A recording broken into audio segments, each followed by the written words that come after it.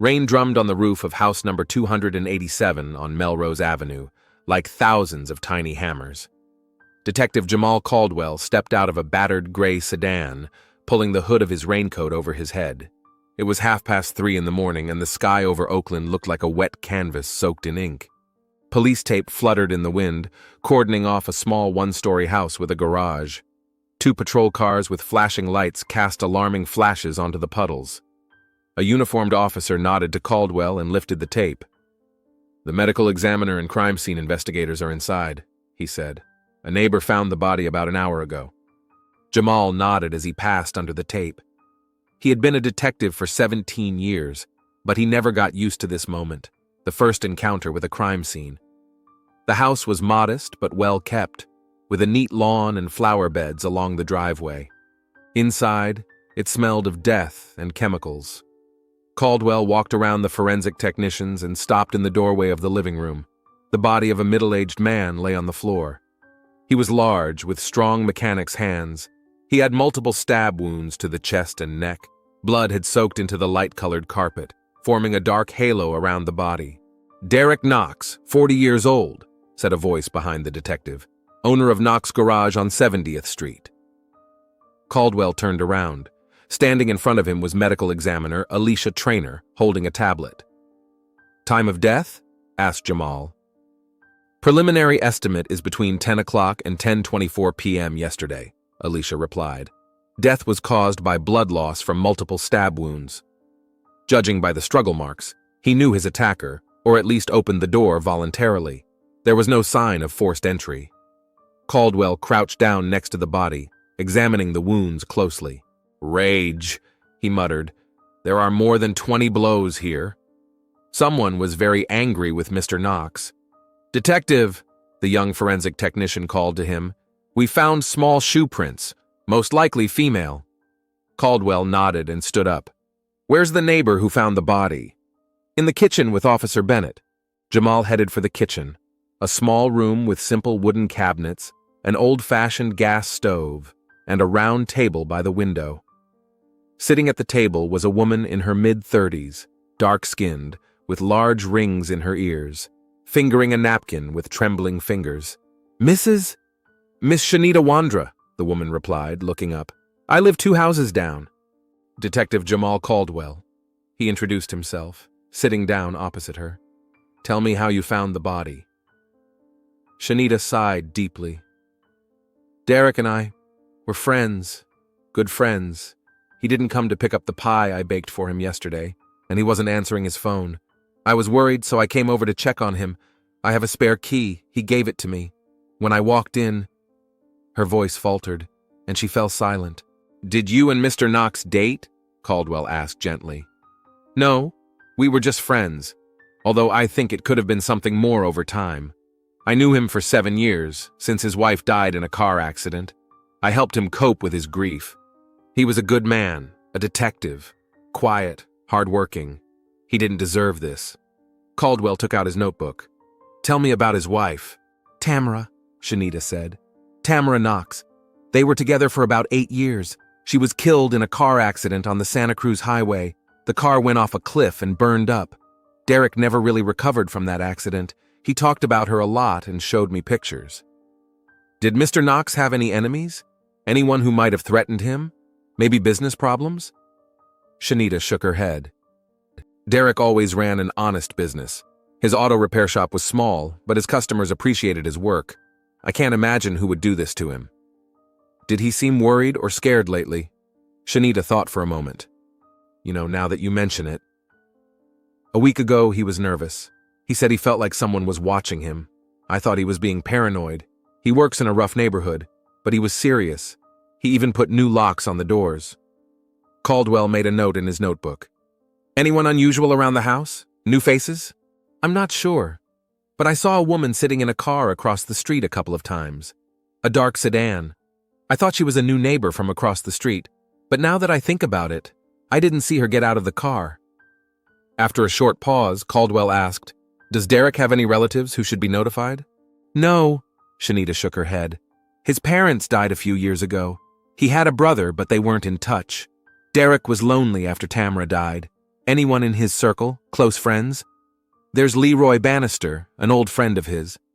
They started a business together, but then went their separate ways. He sometimes stops by to see Derek. The last time was 3 days ago. Caldwell wrote down the name and asked for contact information. After finishing his conversation with Shanita, the detective walked around the house. Derek's bedroom was sparse. A wide bed, a dresser, and a TV on the wall. On the bedside table was a photo of a smiling young woman with deep dark eyes and a broad smile. Tamara. Caldwell felt a strange sensation when he looked at the photo. It was as if the woman's eyes were following him. In Derek's home office was a neat desk with a computer, accounting books, and workshop documents. Forensic experts were already taking fingerprints from the keyboard and mouse. "Detective," one of them called, "take a look at this." On the desk were several printed photos from the workshop. Derek at work, Derek closing the garage, Derek having lunch at the diner across the street. The photos had clearly been taken secretly, from a distance. Someone had been watching him. "Found anything else?" Caldwell asked. "Yes, in the bedroom, under the mattress," the forensic scientist replied, handing him a clear plastic bag with a piece of paper inside. It was another photo, Derek getting out of his car in front of his house. The photo had been taken no more than a couple of days ago. On the back, written in red ink, were the words, "You thought you got rid of me?" A chill ran down Caldwell's spine. He glanced again at the photo of Tamira smiling on the bedside table. Was it possible that after 7 years, Derek Knox's dead wife had returned to the world of the living with the sole purpose of revenge? The rain outside intensified, turning into a downpour. Caldwell took out his phone and dialed a number. "I need everything we have on a car accident involving a woman named Tamara Knox that happened about 7 years ago in the Santa Cruz area, and find me Leroy Bannister." The morning greeted Jamal Caldwell with gray skies and yesterday's coffee, which he reheated in the microwave. The Oakland Police Department's homicide office was slowly coming to life, like an old house with aching joints. The detective laid out folders with reports on the incident at Derek Knox's house, and photos found in the bedroom on the table. From time to time, his gaze returned to the photo of Tamara, the murdered man's wife. She had been presumed dead for 7 years, killed in a car accident. But something didn't feel right. He had a feeling that this story had deep roots that went far back into the past. The door to the department swung open, letting in Officer Vernon with a folder in his hands. "Detective Caldwell, here's the material on the Tamira Knox accident you requested." Jamal nodded, taking the folder. The case of the car accident 7 years ago was thin, just a few pages. Tamara Knox, 33 at the time of her death, crashed on a mountain road near Santa Cruz. The car flew off the road, fell about 50 meters down a cliff, and caught fire. According to the coroner's report, the body was badly burned, and identification was made using dental records. The case was handled by Traffic Police Detective Abraham Ellington. Caldwell dialed the number listed in the file and after 3 rings heard a hoarse voice. "Ellington. Detective Jamal Caldwell, Oakland Homicide Division. I have some questions about the Tamira Knox case, the accident on the winding road near Santa Cruz 7 years ago." A short pause. "I remember that case. What's the problem?" Ellington's voice sounded wary. "Her husband was murdered yesterday. Questions have arisen about that accident." "Derek Knox is dead?" Ellington's voice was clearly surprised. "Hold on, I'm on patrol right now. I can meet you at Lorraine's Cafe in 40 minutes. It's on the highway, not far from the Oakland exit." Caldwell agreed. As he drove to the meeting place, questions swirled in his head. Why did Ellington agree to meet so quickly? Why didn't he want to talk on the phone? And why did he choose a location outside the city? Lorraine's Cafe turned out to be a roadside diner with a neon sign and trucks in the parking lot. Caldwell noticed a large black man in a highway patrol uniform with short graying hair and tired eyes sitting at a table in the back. "Ellington?" Caldwell held out his hand. "Jamal Caldwell." Abraham shook his hand firmly and nodded toward the chair across from him. "I got us some coffee. So, Derek Knox is dead. And you're asking me about his wife's accident 7 years ago. Interesting coincidence." "Why a coincidence?" Caldwell frowned, sitting down. Ellington took a sip of coffee. Because there were a lot of strange things about that accident from the start. First, the car was almost completely burned to the ground. That happens, but not as often as they show in the movies. Second, judging by the marks, the fire burned longer than it should have. It was as if someone had used an accelerant. Did you suspect arson? Yes, but there wasn't enough evidence. Besides, her husband insisted on closing the case quickly. He provided dental records for identification and insisted on cremation without an autopsy. He had an alibi for the time of the accident. He was at a meeting with suppliers of spare parts for his workshop. Did you consider the possibility that there might have been another person in the car? Asked Caldwell. Of course, but DNA analysis confirmed that it was her. Although, Ellington lowered his voice. You know, we had a new lab director at the time, and some of the staff were talking about a strange rush to get the results out. Caldwell leaned closer. Do you think the results could have been tampered with? I'm not saying anything. Ellington shook his head. Just saying there were some oddities. And now that Derek Knox is dead. He didn't finish his sentence, but the meaning was clear. What can you tell me about Tamara herself? A beautiful woman. She worked as a stylist at a beauty salon. According to her neighbors and co-workers, she was outgoing, but in the months before the accident, she became withdrawn and nervous. One co-worker mentioned that Tamara was afraid of her own husband. Afraid? Why? Ellington shrugged. The girl didn't know, but she said she once saw Tamara talking on the phone in the back room of the salon and crying, saying to someone, "He'll kill me if he finds out." Caldwell made a note in his notebook. Where is the funeral home that handled the cremation? Eternal Rest on Jackson Street. The man who handled the case was Horace Willett.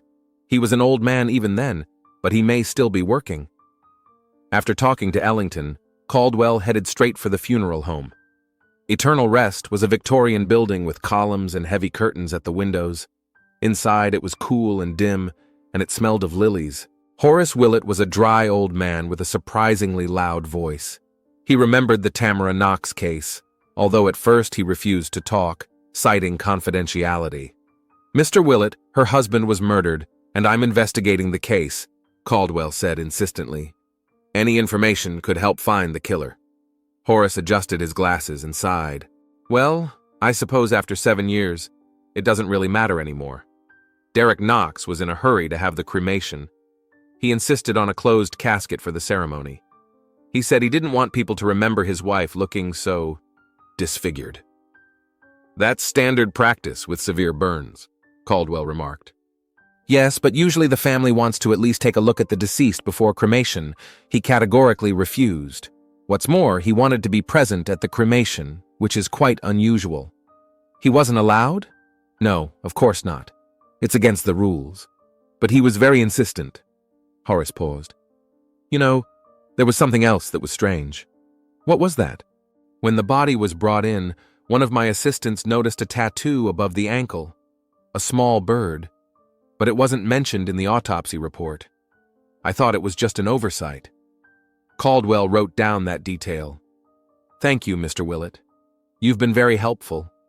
The next name on the list was Leroy Bannister, an old friend of Derek Knox. Caldwell found him at a small auto repair shop on the outskirts of town. Bannister, a tall man with powerful hands and a nervous gaze, was wiping oil from his fingers with a rag when the detective approached him. Leroy Bannister, Detective Jamal Caldwell. I'm investigating the murder of Derek Knox. Bannister jerked as if he had been electrocuted. Derek's dead? His voice was hoarse. How did it happen? Someone stabbed him to death in his own home. Shanita Wunder said you were close friends. We used to be, Leroy said, looking away. We hadn't seen each other much in recent years. When was the last time you saw him? I stopped by his workshop 3 or 4 days ago. Nothing special, just chatted.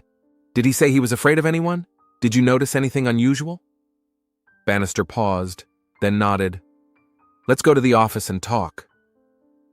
In the cramped room filled with files and spare parts, Leroy closed the door tightly and lowered his voice. Derek hadn't been himself lately. He said he saw a ghost. Tamira's ghost. Did he actually say ghost? No, of course not. Leroy shook his head. He said he saw a woman who looked like her. At first, just a glimpse in a crowd. Then he started noticing a car that seemed to be following him. A couple of weeks ago, he said to me, "Leroy, if it's her, I deserve whatever I get." What did he mean by that? Bannister was silent for a long time, shifting from one foot to the other. Finally, with a sigh, he sat down on a chair and rubbed his face with his hands. "Listen, Detective, what I'm about to say may sound like a confession. I need guarantees." "There can be no guarantees in a murder case," Caldwell replied firmly.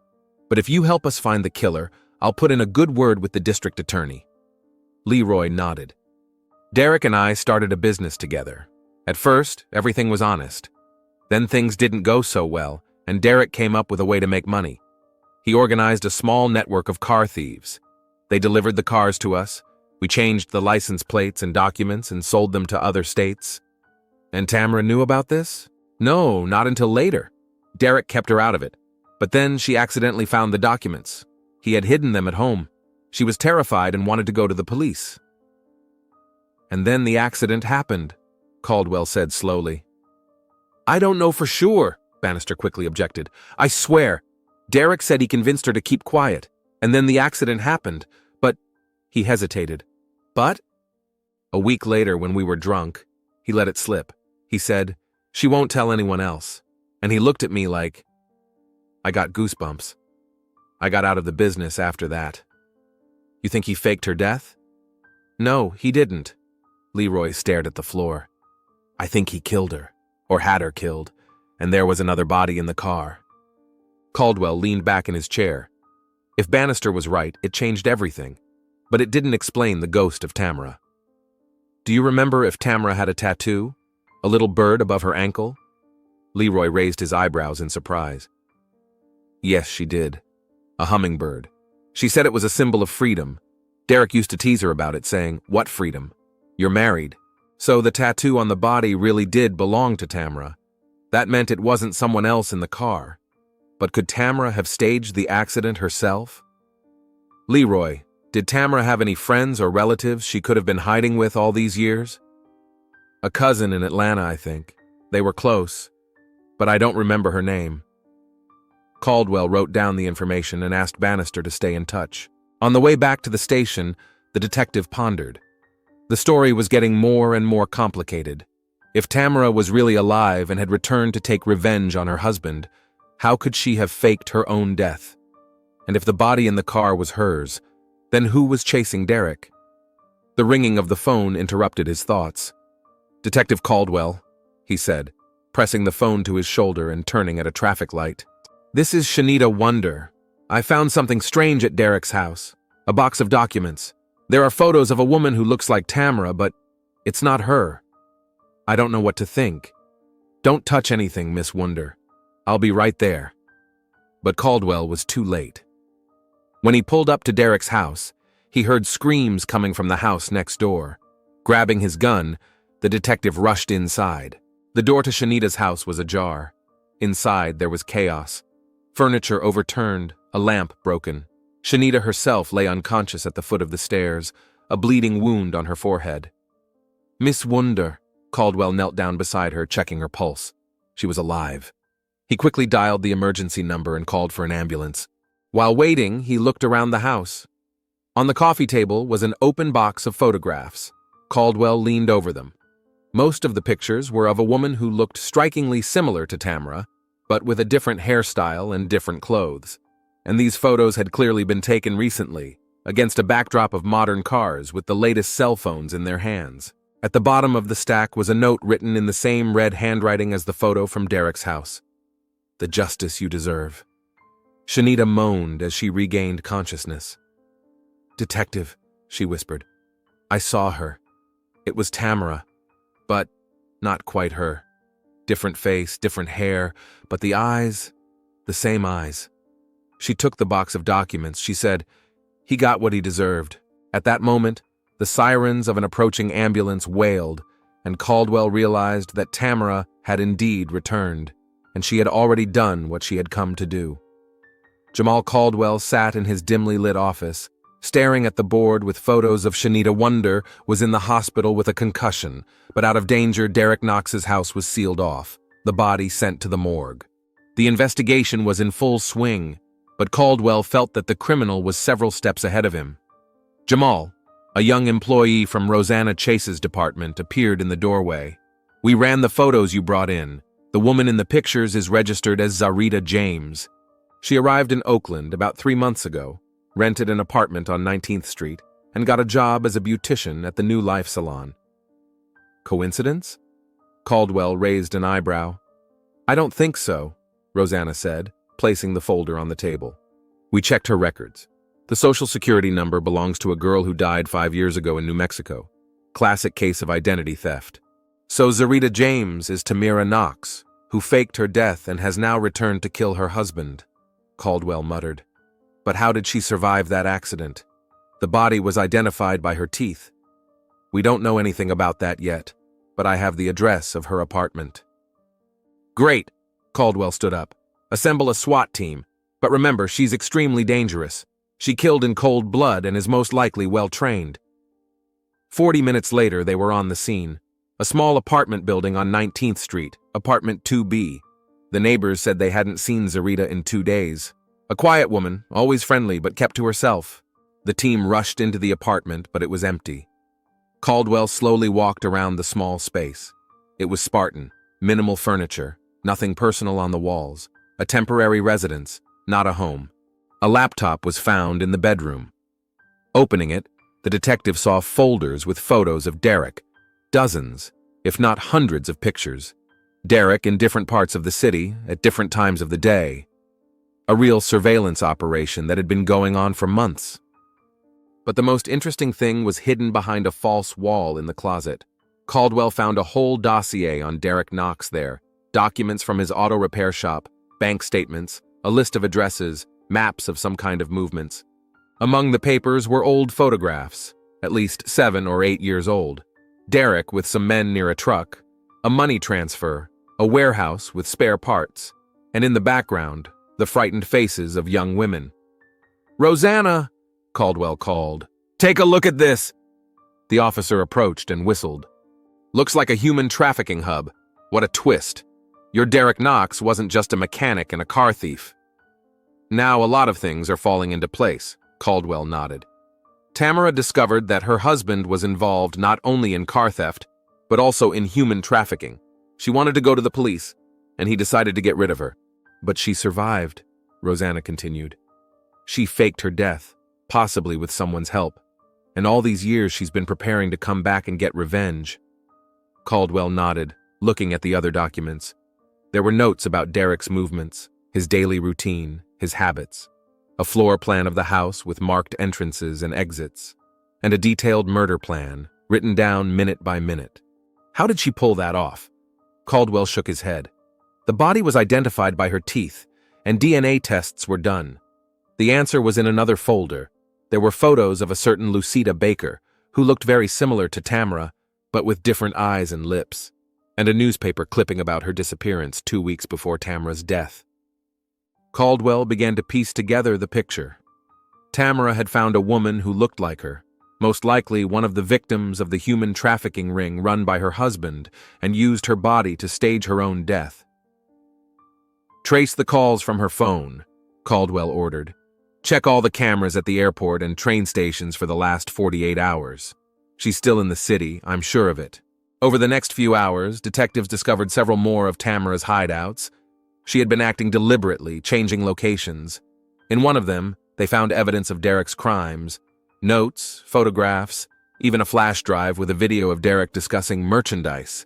That's what he called the girls he transported in his vans. It became clear why Tamara hadn't gone to the police. Her husband had connections in law enforcement, and Caldwell even found photos of several corrupt officers receiving envelopes from Derek. By evening, information came in. Surveillance cameras had spotted a woman resembling Zarita James at Oakland International Airport. Caldwell immediately drove there with a support team. The airport was teeming with people, despite the late hour. Plainclothes police officers spread out across the terminals. Caldwell reviewed the camera footage, trying to determine which flight Tamir might have checked in for. "Detective!" A young officer ran up to him. "We found her! Terminal C, Mexico City Departure Lounge. She's wearing a wig and dark glasses, but it's definitely her." Caldwell quickly headed in the indicated direction, his hand on his holster. People on both sides of the corridor paid no attention to the black man in a suit and coat rushing by. To them, he was just another passenger in a hurry. Terminal C was full of people waiting to board their flights. Caldwell slowly scanned the room, and then he saw her, a woman in a gray scarf with large sunglasses, sitting by the window with a book in her hands. Despite the changes in her appearance, he recognized her instantly from the photos. The detective approached, keeping behind other passengers. Support officers took up positions at the exits. "Tamara Knox," Caldwell said quietly, stopping in front of her. "Or should I call you Zarita James?" She slowly raised her head. She froze for a moment, then calmly took off her sunglasses. Her eyes were exactly as they had been in the photograph at Derek's house, deep, with a hint of bitterness. "Detective," her voice was soft, almost gentle. "I've been waiting for you. Sit down, we have time before boarding." Caldwell carefully sat down in the seat opposite her, never taking his eyes off her. "You know why I'm here?" "Of course," she nodded. "The murder of Derek Knox. I know you found my hideouts, my documents. You've already pieced everything together, haven't you?" "Not everything," Caldwell replied. "I want to hear your version. How did you survive the accident? Whose body was in the car?" Tamara, Caldwell had decided to call her by her real name, sighed. "Lucietta Baker, one of the many women Derek and his accomplices were transporting across the border. I found her in Derek's garage. She was already dead, an overdose of the drugs they were pumped full of for the trip. And you used her body to stage your own death?" "Yes," Tamara folded her hands on her knees. "By that point, I already knew Derek was planning to kill me. I accidentally discovered his stash of documents and at first thought it was just about stolen cars. But then I found records of people, women who were being transported like merchandise. I was going to go to the police, but I overheard Derek on the phone saying that his wife had become a problem that needed to be dealt with. And you decided to disappear. It was the only way to survive. Derek had connections in the police. I found Lucita, bribed the coroner to switch the dental records, and staged an accident. And then you disappeared for 7 years, Caldwell continued, and you came back to get revenge." "Not just revenge," Tamara shook her head. "I was gathering evidence. I wanted him and all his accomplices to be brought to justice for their crimes. But when I came back and started watching him, I discovered that he was still in business. More cautious now, but just as cynical." "Why didn't you go to the police?" "I tried," Tamara smiled bitterly. "I sent anonymous reports, but no charges were filed. Derek still had protectors, so I decided to take matters into my own hands. By killing him?" "I didn't intend to kill him." Tamara met Caldwell's gaze. "I just wanted to scare him, make him confess, record his confession. But when I went to see him, he recognized me, despite my changed appearance. And he laughed. He said he knew I was alive, that his people had seen me in Atlanta 5 years ago, but he decided I wasn't a threat, that I'd always been too weak to hurt him." Her voice trembled, but she pulled herself together. "And then he tried to strangle me. He said he'd finish the job properly this time." We struggled. I grabbed a knife from the table. Caldwell was silent, watching her. "I hit him once to free myself," Tamara continued. "But then something broke inside me. 7 years of fear, 7 years of nightmares, memories of all those women he sold like cattle. I don't remember how many times I hit him after that." 26 times, Caldwell said quietly. "That's more than self-defense, Tamara." "I know," she said, lowering her head. "I'm not asking for forgiveness for that, but I'm asking you to look at the evidence I've gathered. It contains information about where the women are being held right now, about his accomplices who are continuing his work, about the corrupt police officers who are covering for them. You left that evidence at your home?" "No," she shook her head. "I left the hard drive in a locker at the train station. The key is hidden in the book I was reading when you came in." Caldwell took the book and found a small key between the pages. "Why did you come back?" he asked after a pause. "You could have just sent the evidence and disappeared again." "Because he had to know," her eyes flashed. "Know that I didn't break, that I came back and put an end to his crimes, and because those women deserve justice." Tamara stood up straight. "I won't resist arrest, Detective Caldwell." I did what I had to do. At that moment, the intercom announced that the flight to Mexico City was boarding. "You weren't going to leave," Caldwell realized. You were waiting for me. All I wanted was for someone to know the truth, Tamara replied simply. And I'm glad that it was you. Derek was a monster who used me as a cover for his business. When I found out the truth, he decided it would be easier to kill me than let me tell anyone. For 7 years, I lived in fear that he or his men would find me. Now I'm free of that fear. Caldwell silently took out his handcuffs. Tamara Knox, you're under arrest on suspicion of the murder of Derek Knox. You have the right to remain silent. He read her rights, clicking the handcuffs onto her thin wrists. Tamara didn't resist. As they walked through the airport terminal, she suddenly stopped and turned to him. Detective, down in the basement of his house, behind the false wall in the garage, you'll find more evidence. The tools he used to tamper with the license plates on the cars, a list of his clients, and photos of all the women he sold over the years. I want their families to finally know the truth. Caldwell nodded. No matter how he felt about what Tamara had done, he understood that she truly wanted justice, and maybe her own story deserved at least understanding, if not forgiveness. I'll look into it, he promised, escorting her to the waiting police car. At the airport exit, Tamara looked up at the night sky, feeling truly free for the first time in a long time. 7 long years of nightmare had haunted her. Now it was over. Whatever the price of that freedom,